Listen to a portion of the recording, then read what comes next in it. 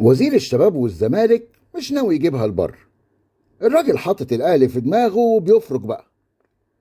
الوزير استغل ان الاهلي مشغول في المونديال وراح مسرب خبر ان اللجنة الاهلية لدعم النشء والموهوبين، ودي لجنة تابعة لوزارة الشباب والرياضة، اي كلام فاضي يعني ملهاش لازمة. اللجنة دي استلمت 200 ألف جنيه من اتحاد الكورة، نسبة 2% المنصوص عليها في تسجيل عقود اللاعبين المحترفين في اتحاد الكورة، والكلام ده من عقد زيزو مع الأهلي. المبلغ ده بحسبة بسيطة معناه إن عقد زيزو مع الأهلي قيمته الإجمالية 10 مليون جنيه. والوزير سرب إن الوزارة استغربت إزاي دي قيمة العقد، واتصلوا باتحاد الكورة عشان يتأكدوا من الرقم اللي مكتوب في العقد. وسربوا كمان ان اتحاد الكورة اكد للوزارة ان هو ده قيمة العقد وان النسبة صحيحة 100%. وبرضو الوزير راح مسرب بعديها ان الوزارة لما اتأكدت من المعلومة قالوا خلاص تمام، مادام ده اللي مكتوب في العقد هنعمل ايه يعني.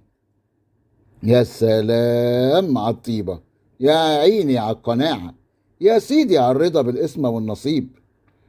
طيبين قوي يا خالد الجماعة بتوع الوزارة دول. وبكده يبقى قدام الرأي العام كله الوزارة مغلوبة على أمرها قصاد الأهلي نادي الدولة المفتري المتلاعب اللي بيتحايل على اللوائح وبياكل حق الدولة في الرسوم.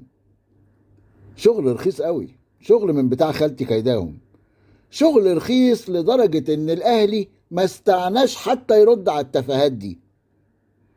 لكن لو الكلام اللي الوزير ماشي نطوره في كل حتة ده، وخصوصا للحاشية الإعلامية بتاعته، لو الكلام ده سليم كان الوزير جاري يبلغ الجهات الرقابية وجرجر الجهاز المركزي للمحاسبات في إيده.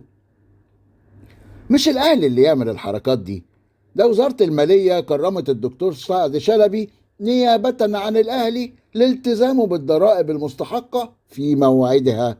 واخد بالك يا سيادة اللمساس؟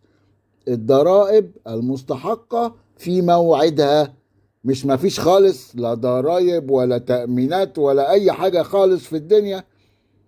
وبعدين مش معقولة يعني هتبقى عقود الناشئين في الأهلي من 5 ل7 مليون ونروح نعمل عقد زيزو ب10 مليون. هو بس سيادة الوزير عشان عارف وساكت إن في أندية كتير هو بيشجعها، وفي أندية استثمارية هو برضه بيشجعها ومتضامن معاها وبيعبلها أتوبيسات. المهم الأندية دي بتسجل لاعبتها في اتحاد الكورة بأرقام أقل بكتير من القيمة الحقيقية للتعاقد، الباقي بيبقى بره العقد أو تحت الترابيزة أو فوق الفازة اللي يعجبك يعني، عشان يتحايلوا على نسبة الرسوم اللي بيحصلها اتحاد الكورة، وكله عارف وساكت. فالوزير قال لك ألغوش بقى على الأهلي وعلى سمعته بالمرة في نفس الموضوع. موضوع تافه ورخيص زي ما قلت لكم. يا ريت الوزير بدل ما هو يغلوش على الأهلي ويغلوش على سمعته ياخد طقم التصوير المتين بتاعه ويطلع على فرنسا يشوف أولمبيك ليون أحد أكبر أندية فرنسا وهو بينزل درجة تانية عشان عليه 500 مليون يورو ديون.